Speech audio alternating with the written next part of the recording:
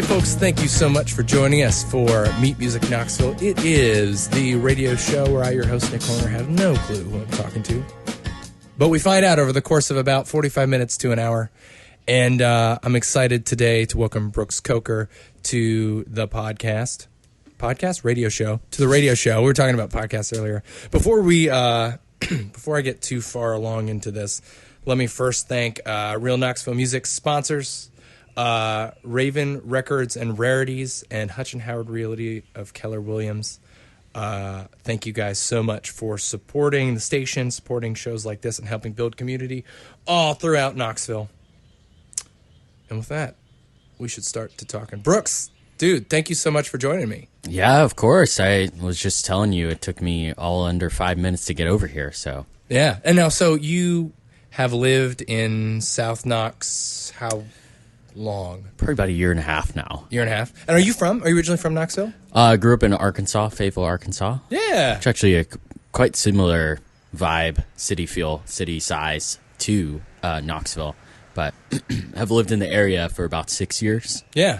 And then beginning of the pandemic, moved to this side of town. Yeah. Well, so what brought you to Knoxville originally? Like, what was the impetus for moving to Tennessee? My parents got jobs out here, and Yeah. I had just graduated high school, so they drug me all the way across the state.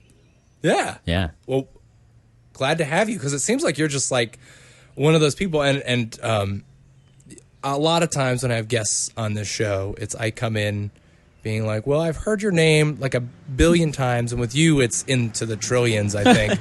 Yeah. Just from, correct me if I'm wrong, there's the podcast, you're singer-songwriter. Totally.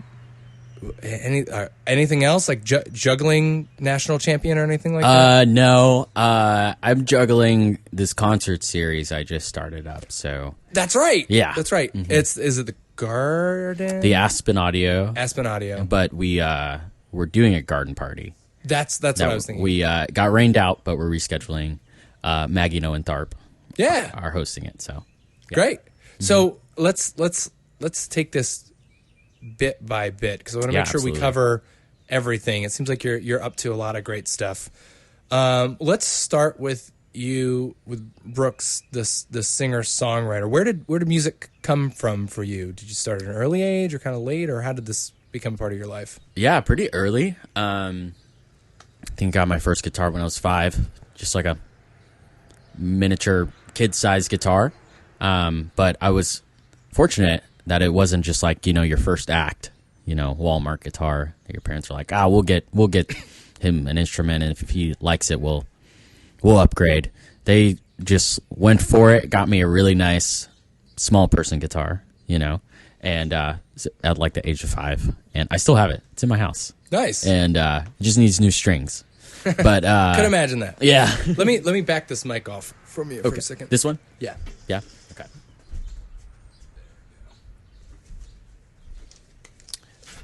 Got a little woofing. We want people to hear your story, So Yeah, anyway, totally. so still have that first act guitar, but continue. Yeah. I got that first guitar, and was just making up chords as a 5 and 6 year old, and then in first grade started taking lessons at a local guitar shop, and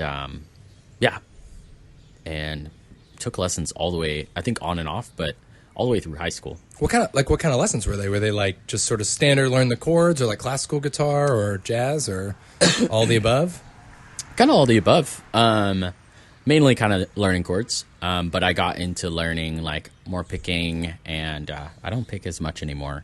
But I learned to read a little bit of like sheet music, but I mainly play by ear. Mm-hmm. So like my teacher would be showing me sheet music and then playing it, and I would just be looking at his hands and like copying. So I wasn't actually reading the music. But that's an incredible skill. Yeah, like just being able to just like throw yourself in it and follow it. Mm-hmm. Yeah. I sometimes it'll get me into trouble because I'll just like try to wing everything and not prepare.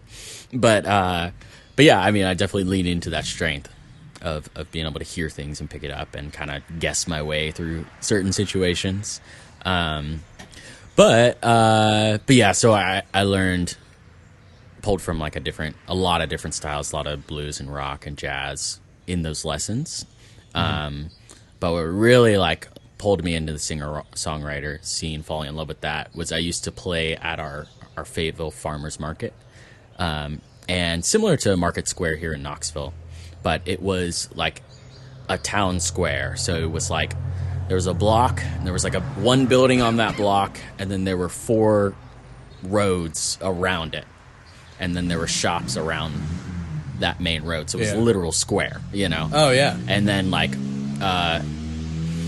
farmers and makers would like pop up all around that area on Saturday mornings, and I would come and have my little corner and play some jams. And I really got into folk music doing that, and kind of pulled from other people there who were playing folk music too.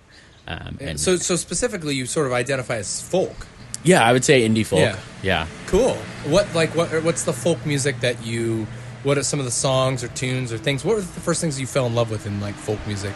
Yeah, I think what really solidified me into indie folk was I was like sent to this camp for like 2 weeks in Oklahoma, and like it's probably the longest I'd ever been without my phone or like headphones or anything.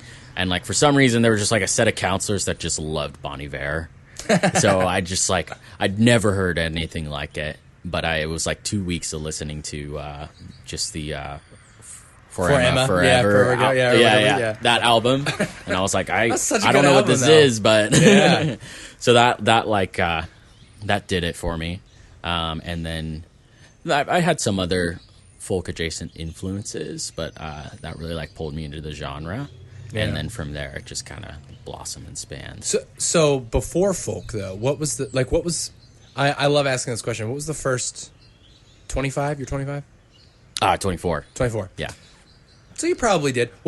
Did you ever have a first CD as a child, or what was the first music you remember being like, oh, this is like my music? It's kind of embarrassing. No, it's always embarrassing. Well, I grew up in a Christian household. Yeah. But I mean, some artists in that sphere ended up on like the Christian radio stations, and I'm just glad my parents didn't make me listen to country music. But they would always have that radio station. But anyway, my first album was, I think, a Third Day album. Do you know of Third Day? Dude, you know, it's funny. I'm actually auditioning to be a worship leader for a church right now. Oh, wow. I never grew up in contemporary stuff. I was all like hymns. Oh, okay. So it's like I'm learning now. Well, Third Day is like the Nickelback of oh, really? of Christian music. Yeah. Somebody might want to fight me about that, but yeah, like in that you love to hate them, hate to love them, kind of. Yeah, and kind of that raspy, like angsty, you know. Huh. Well, at least I think the album I had was The Wire, and I played it on our family CD player, you know. Yeah. I think, and I saw them in concert too. I think that was my first like concert. Whoa, well. cool.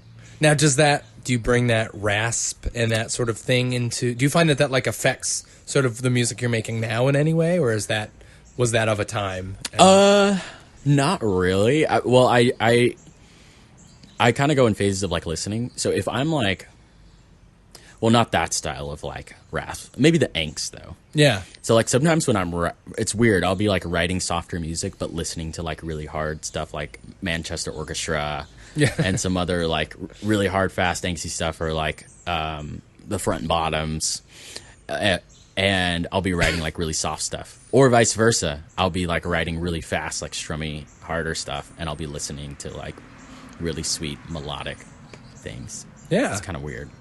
Yeah, I mean that's awesome though. Like maybe you're sort of like subconsciously like pulling in from these like opposing styles to like make something unique. That's cool.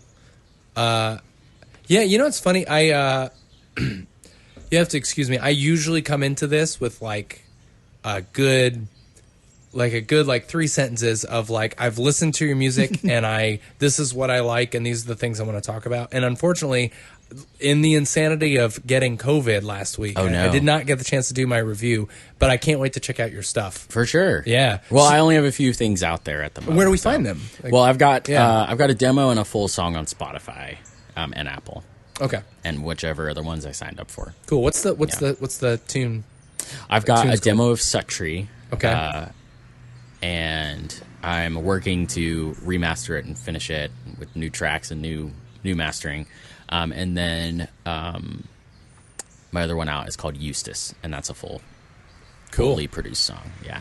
Yeah. Now, when you are producing your music, do you end up doing that like largely at home, like by yourself, like overlaying and overdubbing, or do you like go into a studio and bring in folks? What's your kind of approach? Yeah, I've been doing those. Well, the demo, I was like, I want to do all of it myself. So I used Logic Pro, and I did that one all myself and mastered it myself. And the same thing with Eustace. But I had like people come into my house and like track over and sing over. This next song that I'm working on, I'm actually like sending it to a friend back home in Fayetteville to play piano on. And I may get some other locals to like play bass and stuff on, and have some vocalists come in and sing on as well. So kind of collaborative. I think when I get to a spot of like putting together EP or an album, I'd like to maybe more strategically decide which parts I want to outsource and maybe even send away to be mastered. Yeah. But I enjoy doing it. I enjoy mastering and editing. It just takes a lot of time. Yeah. You're one of those freaks who likes mastering. Yeah. Until I have like nine different drafts of like, or 9 different bounces where I'm like, oh, I need to tweak this compressor just a tiny bit, and then I'll bounce it and then listen back and be like, oh no, I need to tweak it back. And then I have like 21 drafts. Yeah. You know? Yep. Oh, it's tedious work, but good for you. That's awesome that you have the ear for it. Now, do you mind if I ask, like, what do you do? Are you like exclusively a musician, or do you have like a main job, or is it a side hustle, or what are the other things that like are filling out your day other than just writing music and mastering 21 versions of your song? Yeah, so I just started in a kind of a creative director role with a local church here. Cool. Yeah, so it's kind of a smaller like church plant, and we started collaborating with more faith communities. I call it more of a faith community because we're kind of decentralized. Cool. And pop up in homes and stuff. Oh, wow. Yeah. That's awesome. That's like old school church. Yeah. I mean, we have a central meeting on Sundays, but our main focus is popping up in homes. Yeah. So is that faith element a big part of your life, or is it just something that you're familiar with from growing up, Well, church? it is. Oh, there we go. Oh my gosh. Folks, by the way, I forgot to say, folks, if you're listening at home, we are on location outside my house, and I thought that was thunder, but is that... I think it is thunder. Is that thunder? Yeah. It's a very long... I love this setup. Yeah, thank you. Yeah, it's cool. Thank you. It's when it's not swelteringly hot or like bitterly freezing, it's like... It's good.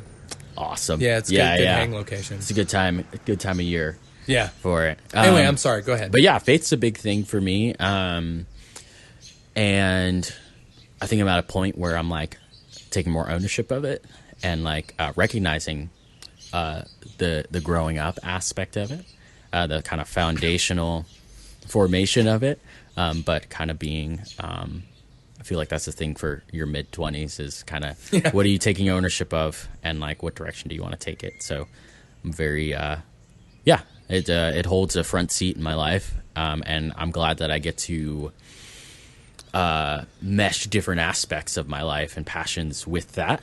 So kind of bringing my passions and skills into that role. I kind of work with the musical side of like our Sunday gatherings, but also connecting people a part of our community with the greater creative community in Knoxville and vice versa. Cool. Yeah. Man. When well, first of all, that's awesome. I love when people. I think you're right. It's like your 20s is really about figuring out how to take all these things that you have in your life and like, okay, so it's my life now. What do I do with them? It's cool to hear that that's like happening for you. Yeah. Do you? Because you mentioned like a faith, like a community, right? And isn't that the term you said? Yeah. Like, is it like non-denominational or is it like of a certain denomination? It's sort of weird now because I feel like right. Yeah, a lot of like I spent a lot of time in UCCs, which is like as close to being. It's so loosely Christian that it's like, well, like what even is Sure. this in a wonderful way? I think. Sure. You know? Yeah. I've definitely heard of that type of faith community. I've encountered many expressions of that. Ours is non-denominational. Cool. The main pastors moved here to plant an expression of church in that way here in Knoxville, and yeah, denominations are becoming more loosely understandable. Yeah, almost like less necessary to attach to a bigger group these days. Yeah. Even I feel like larger institutions are harder to stay attached to. Yeah. And harder to contextualize. Well, and it's amazing. Like I think about obviously, you know, and we won't go down this rabbit hole too far, but like you think about the Catholic Church, and you think about.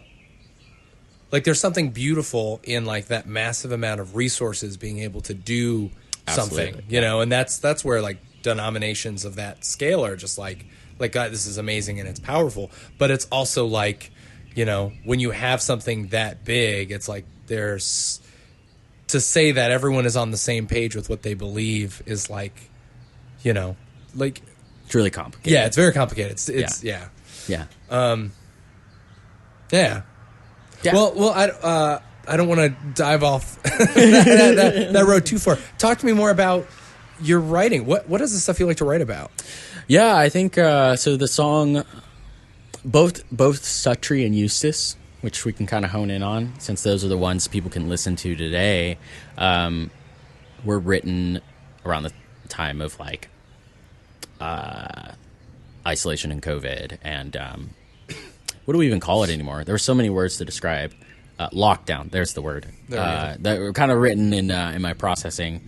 Actually, I got to hang out with a friend of mine that actually moved to Atlanta. But at the beginning of the pandemic, we hung out a ton, but like socially distant, because we both lived in Maryville and at the time, and we just like went to bodies of water. Like we both worked in ministry. In a church or separately in different churches, but so we just like our job just became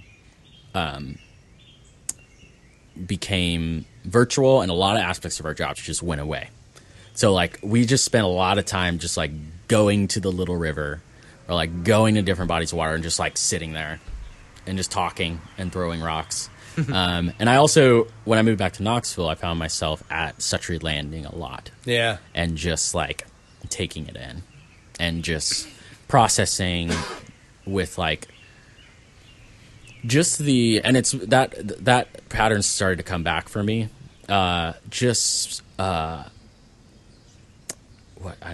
Words today. It's almost, it's past halfway through the day. Yeah.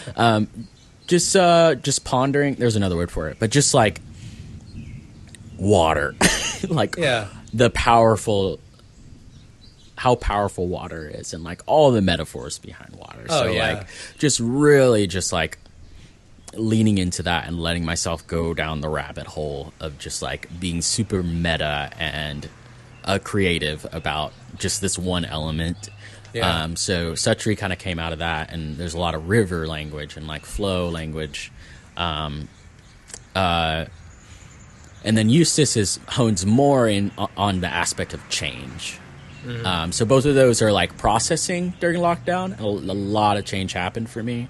I stepped out of a role in Maryville, and I had like huge job transition and everything, and like relationship stuff ended back in Maryville, medical things popped up, and like really trying to figure out what was next. So a lot of processing was done through those 2 songs. Yeah. Now, is that like sort of your writing? Like that's what writing is for you? It's a way to like process. Yeah.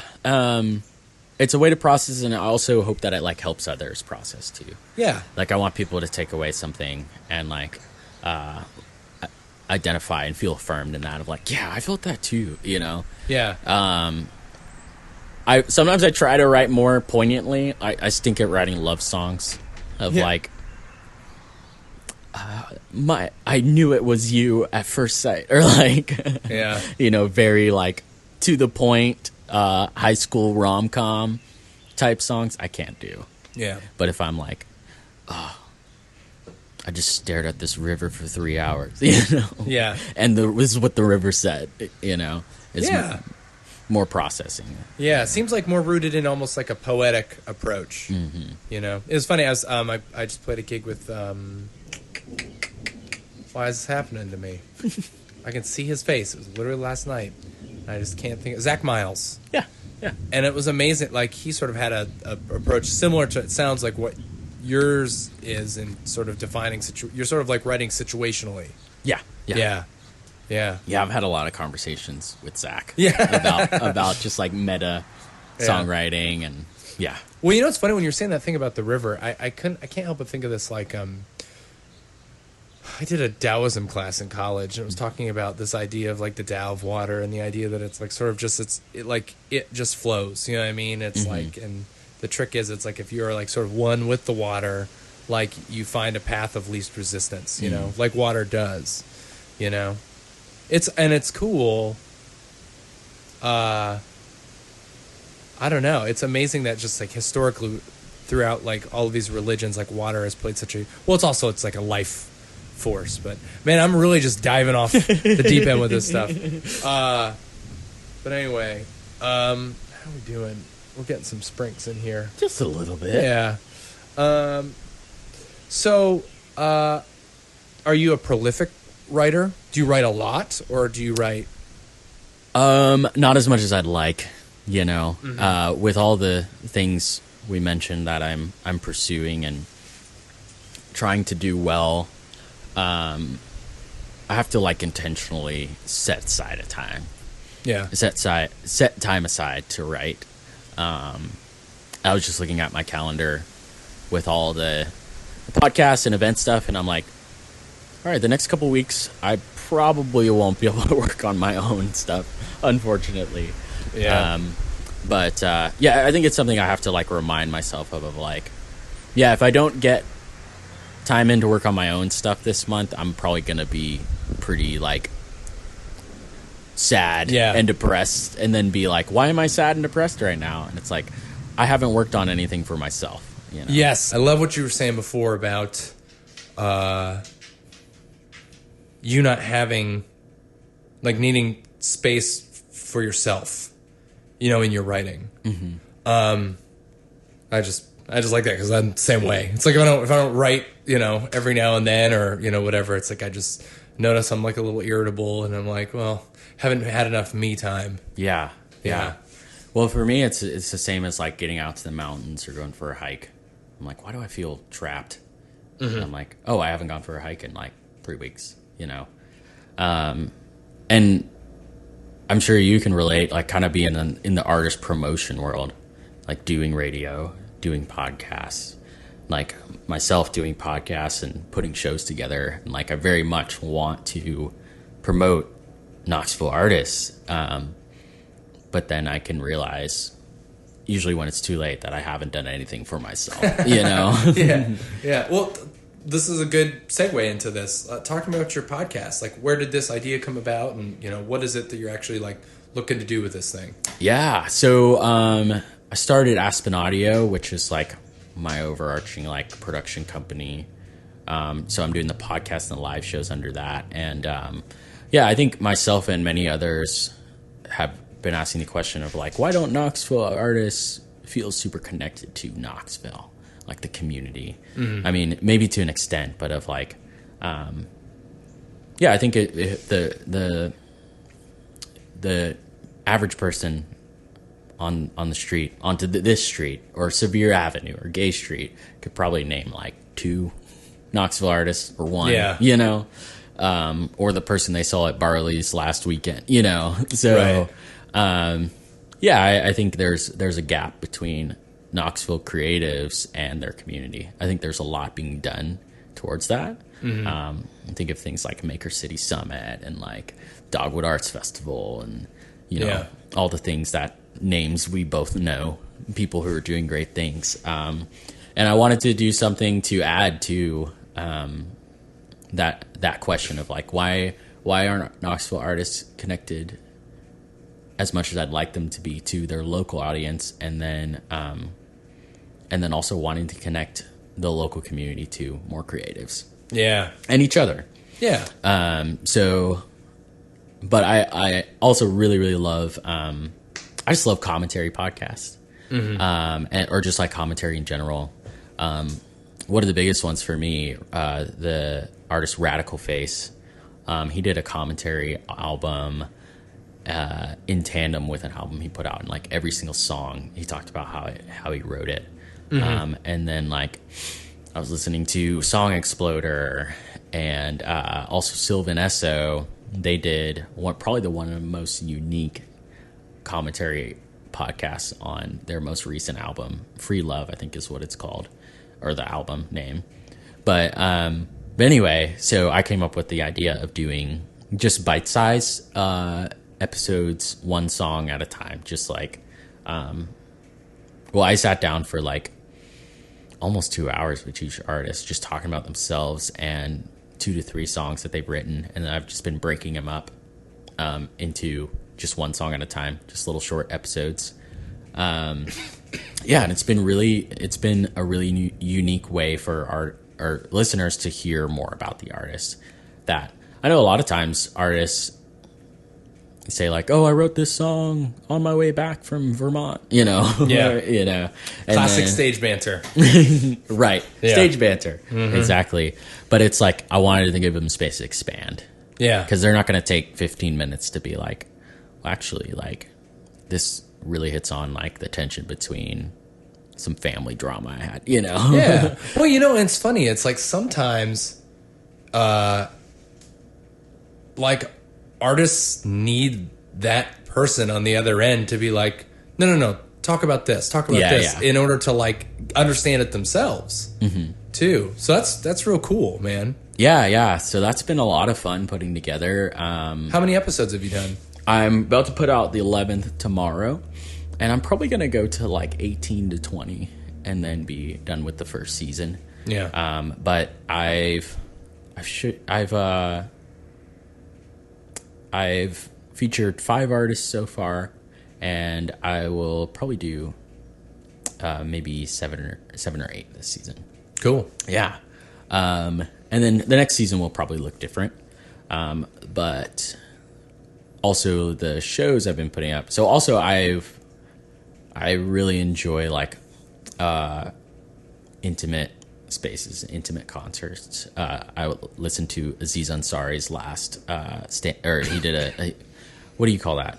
Like a special. There was a short special on Netflix, and he says like, when you're competing with chicken wings, like so like as an artist, I wanted to create spaces for other artists where they're not competing with chicken wings or pizza or burgers, you know, or just like bar noise. Yeah. You know? So there's some great restaurant spaces and brewery spaces that are providing opportunities for local artists around here, and coffee shops, you know. But I wanted to create smaller stage spaces that are listening rooms and listening spaces. Like our very first one was at Iams Nature Center, and it was really pretty. It was going to be outside, but weather was crazy, but we brought it inside, brought the lights down, put on some candles, you know. Yeah. So we made it an intimate space, and I think the artists were really appreciative of having a full room's attention, you know. Yeah. Where they could talk about their work and they could just like play intimately. And I'm wanting to do those once a month, and we're going to kind of bounce around the different venue spaces and kind of put a circuit together. That's great. Yeah. Yeah. Where's Well, because you mentioned it before. Where'd you say that the next one was? The one that Maggie and Owen were hosting? Or is it separate? Oh, yeah. Well, it's a part of the series. So I want to include like house shows in the series too. Mm-hmm. So it was going to be in Maggie and Owen's, like they have like a full food garden. Yeah. House. I've heard tell. Owen's the one who hooked me up with, or he turned me on to the red clover. Do you ever do that do you garden at all? I have a small garden. I don't know the red clover trick. Oh, you just put red clover down over like as winter cover, and then in the spring you just like mash it up into the thing, and it just like revitalizes the soil. Oh wow! Yeah, it's dope. But anyway, I'm sorry. Go ahead. No, that's okay. More gardening tips, the better. Yeah. Yeah. Well, the next one. Well, that got rained out, so we're gonna reschedule. Mm-hmm. I'm loving indoor space, especially at this time of year in Knoxville because it can be so hot. Yeah, or in the rain. Oh, in the rain. Yeah. And you never know with Knoxville weather. Yeah. So the next one will be at the Birdhouse. Oh, great. I'm going to be doing shows in partnership with them, and they've kind of reorged and are reopening as an event venue. Many people know the name because they've been a legendary event space in the 4th and Gill neighborhood. So excited to be kicking off a show with them featuring Shayla McDaniel. Mm-hmm. She's going to do full band, full set. Oh, cool. Yeah. And we're going to have some makers there as well. So that's June 21st, 7 p.m. Yeah. Cool. And then July, I think we may schedule the Maggie and Owen show. And then maybe first week of July. And then July 12th, we're going to be back at IAMS. And we're going to have Grady Milligan already said yes. I got it in text, so he can't back out now. He already said yes, whatever you need. And then I'm going to, I reached out to one more person that I'm not going to say on the air. But it rhymes with, no, I'm kidding. But he's legendary. So hoping to get him over playing a solo set at IAMS for us. Cool. Yeah. Man. So, and have you always been, seems to me like there's an element of community building in this. And when did you first realize that was like something you're passionate about? Yeah, I think I've always like enjoyed putting events together. Mm-hmm. And I think I'm really enjoying having the freedom to like put together whatever kind of events I want. Yeah. I think I learned a lot about that when I worked for a church in Maryville. I kind of became a volunteer coordinator, kind of event coordinator centered around music. And then also I've worked part-time with IAMS. I've kind of picked up gigs there they do so many great like community things. Right. So I've helped out with like private and public events there, but it's really just like moving chairs and tables. But so like I'm around events. Yeah, but like there's something to be gained from just like, it's like the casual conversations you have with people that end up being these like meaningful connections. You know? Totally. Yeah. But yeah, IAMS is such a treasure in our community. Just a gem that, I think a lot of people have seen the name or heard the name, but like being able to like really go there and experience all that it is. It's amazing. Yeah.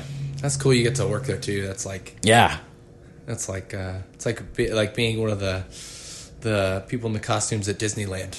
Yeah, exactly. But like Knoxville's version of that. Yeah, except I get to work like a park or dress like a park ranger. Yeah, exactly. If everyone at Disneyland were a park ranger. Yes. Yeah. Well, I'm hoping to just do my like creative director role and do music. Yeah. And stay sane. Yeah. Yeah, that's the goal. That's where you're headed. Yeah. So let me ask this, because what was the first? There was like another thing that we talked about that was like sort of like a important thing for you, and I can't remember what it was. I remember there being like 3 tiers, like when we started this conversation. Sure, I think it was music, podcast, events. And events and podcasts are basically the same thing. Yeah. Oh, cool. Yeah. So you play guitar. Let's just backtrack a little bit. Learn more about you and sort of or what you're up to. So you play guitar. Do you play any other instruments as well? I really love like djembe and cajon. And I know all the keys on the piano and stuff, so I'll mess around with those things for my own tracks. But if I were to play with another group or play out, I would either like sing or play guitar. Yeah. And do you like play out with other folks? Do you play out often? Not as much. Well, I've been playing out with myself, or by myself. Other people show up. It's not just me. I've been playing out. Just you lonely in a corner someplace. Like, yeah. I hope someone comes.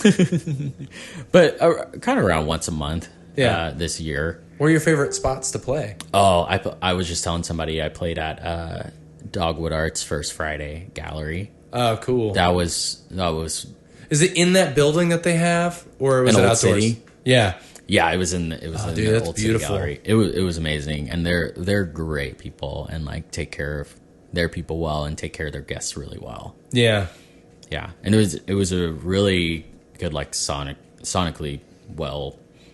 I mean, I don't think they were thinking about acoustics when they built it or designed it, but it sounds great. Which is a big like beautiful like open right. It's like is that the space that it was in? How did they do it? Just like a little like PA system for you in there, and then that sort of supported the sound. Because I brought my own. Oh yeah. Mm-hmm. But still, though, it's like that's like in a space like that, all you need is a little support, and like it's like sort of like singing in the shower or like singing in like the stairway. Yeah, you know, it's like fun. It's like engaging. You can hear the reflections and the echoes. It's really like soft wood on the ground. Yeah, so it's kind of warm. Yeah. And it might be drywall along the sides or maybe plaster, but it doesn't seem like too crazy echoey like you're in the back cave. Yeah. But it's good. Yeah. Oh, cool. Dude, get pinged all over the place, man. Well, cool. But that's one First Friday. Where like what are the other spots that you like to frequent? Like if you're going to book a gig, I need to get my August gig in. What's it going to be? Yeah, I mean, I really like some smaller, like intimate spaces. I like I've played Jack's Coffee a few times. Oh yeah, yeah. And then July 1st, I'm getting to play at Kendora Marble Building, which is in South Knoxville. It's in Vestal. Is it? It's where they do the Vestibule. Vestibule. Yeah, there you go. So there's a contemporary art nonprofit that works out of that building, and they do First Fridays. Dragonfly? No, what's it called? TriStar Arts. TriStar. Yeah. So they've been there. They moved in there fairly recently. Yeah. But I like playing there. It's a really beautiful space. Playing outside there, and what was I going to say about? Yeah, I've been getting some cool like First Friday opportunities. Yeah. And yeah, there were some people on my like wish list that I may not say out loud because they haven't emailed me back yet. You know, of places to play, places to play that they'd be like, yeah, I'll get back to you, and then like, well, that's the thing. That's the thing. How it is around here. It's like folks are busy, or it's like, there are a couple of people who are notorious for doing just that around here. Yeah. And whatever, man. Yeah. Well, cool. But I guess my place to be, my wish list would probably be back at Dogwood. Got it. Yeah. Every Friday. Yeah. Oh, every Friday. Let's do it. Every day. Every day. Yeah. So do you ever do any touring, or you keep it like pretty much Knoxville's your zone? Not yet. It's on my mind. It's on my heart. I'd love to maybe get some Chattanooga connections. Chat's great. Yeah, I have some. I actually invited a Chattanooga band. I don't know if you've heard of El Bandito, but they toured with Margaret and the Toothless Hags recently. Oh, got it. But Corbin from El Bandito and his wife started a new duo, the two of them, and they call it Folly, I think. But I was just telling somebody the other day, I think they're my favorite semi-local group. Cool. But they're coming to play with me at Kendora July 1st, so I'm hoping maybe we could vice versa. I come to chat sometime. I also want to branch out to Asheville as well. Yeah. So I have like some short run Yeah. inklings, but maybe 2023, 2024, we can hope for more touring. Yeah. Yeah. That's great. Yeah, both of those the wood shop is the spot I think people are starting to play now down in Chattanooga. Yeah, it's great. And then but they also just have a really robust brewery scene, so it's like if you just want to do exploratory, it's pretty easy to just grab a kind of whatever gig down there too. Totally. Yeah. Yeah. Yeah, man. Let's see. So we sort of have where you are now. You did just mention this whole idea of like 2023, 2024. What are some of the things that you're like looking to do? Like what's exciting on your horizon, or maybe what are some of the things that, you know, you're sort of dreaming about one day getting to musically or community building or through, you know, the production company? What's sort of on your radar? Yeah, I think I'd like to put a full-length album together by 2024. But by the end of this year, I'd like to put out 2 singles, and maybe an EP in between. But I'm really enjoying, I think the next 2 singles, I'm going to do it all in-house, or I'm going to do all the mixing and mastering, just because it's really fun for me. And then kind of use that as like, okay, do I want to do that for an album length, you know? Or what does it look like to go in studio with somebody and or travel out of town to get it recorded. But yeah, I haven't done too much dreaming and scheming. Just kind of have those mile markers. But I'd love to play out more. Well, actually, big thing I didn't even mention was I started playing with my friend Alex Carter, and we're kind of building. Well, so my music, my name's Brooks Coger. We've established this. I should have said this a long time ago. My music is on Spotify and Apple as All Signs Point North. Oh. So that's my That would project explain name. why when I quickly tried to find it. Oh, yeah. Yeah. Okay. All Signs Point North is my project name. Cool. And my goal is for that to become like a group. Yeah. And like a band. Kind of like how Bon Iver is Justin Vernon's Bon Iver project. But it's like, I think his last full-length album had like 20 plus people featured on it, you know? Oh, yeah. And like, but Alex and I just started playing together, and we're hoping to do more gigs together and hopefully build the group from there. We played Knox Brew Hub, and that was a lot of fun too. Oh, cool. They're because they have that podcast thing that they do? Yeah. Oh, cool. Yeah, we were on Knox Brew Stories.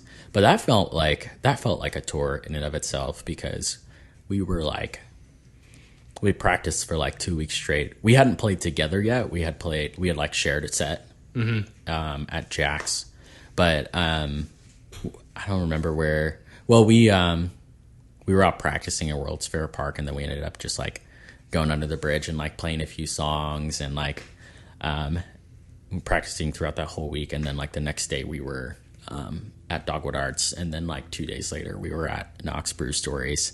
And like we were just like exhausted by the end of this like 2.5 weeks, but it felt like a fun, like our whole life was just like practice and playing out. Yeah. So it was really fun. But I'm hoping that All Signs Point North grows in the next 2 years. Yeah. Yeah. Well, man, that's awesome. Well, yeah. I'm gonna check that out. You folks at home listening, you ought to check that out. Do you have a website or anything? Aspen Audio, I would go there. That's where. Is that where your podcast lives too? Mm-hmm. Yeah. Yeah. But I did think that's on Spotify as well. Mm-hmm. Yeah. You can listen to podcasts on Spotify and Apple Podcasts. And then in the next year, I want the concert series to grow and also be more sustainable. Yeah. Yeah. Do you have you considered Patreon or anything? You ever do that? Yeah, Aspen Audio has a Patreon. Okay, good. Yeah. I was gonna say, it seems like that's a good thing. It's a good action item. Yeah.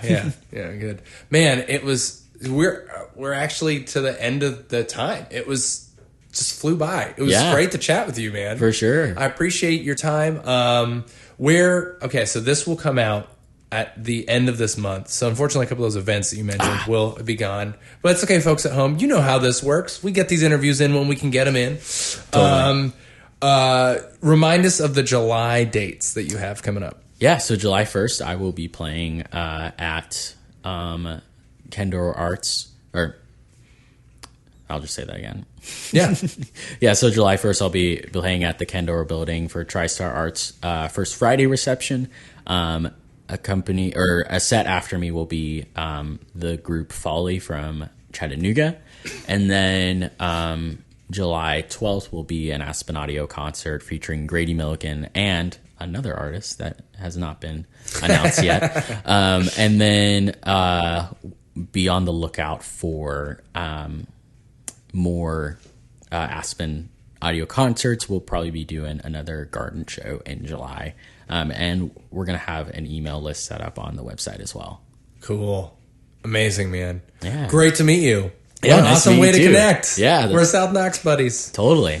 Okay. All right, folks. Thanks so much for checking this out. Again, this was Meet Music Knoxville. We do this every month, or we certainly try to. It gets a little crazy sometimes. Once more, I just want to give a shout out to Raven Records and Rarities, as well as Hutch and Howard Realty of Keller Williams. Again, we couldn't do it without you. Thanks so much, folks. Pay attention on Real Knoxville Music for a lot of other great content coming up, and we will see you next month. Thanks.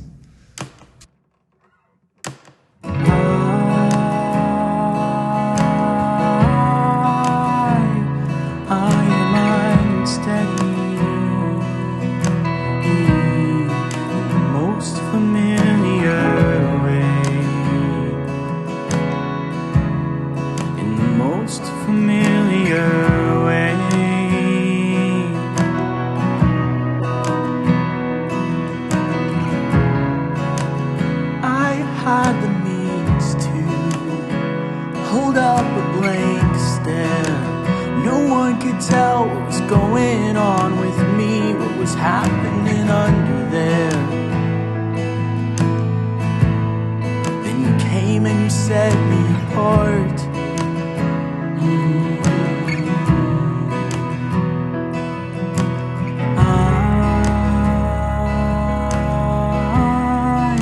I'm glad you didn't show me ships we'd run aground. Oh, the ships we'd run aground.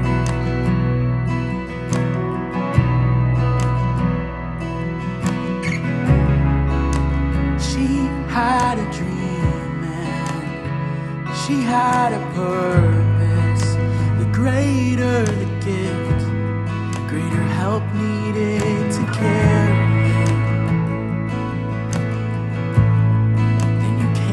Set her apart.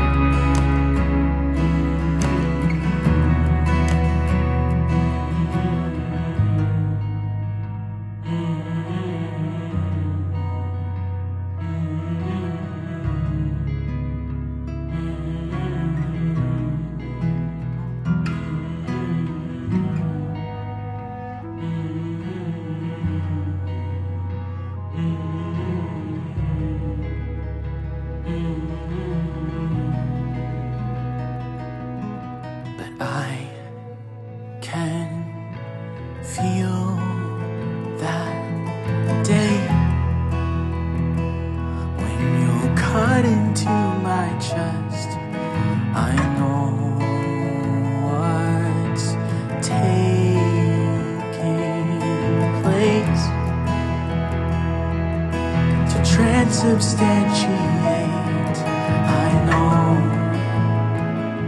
that you are good. The pain,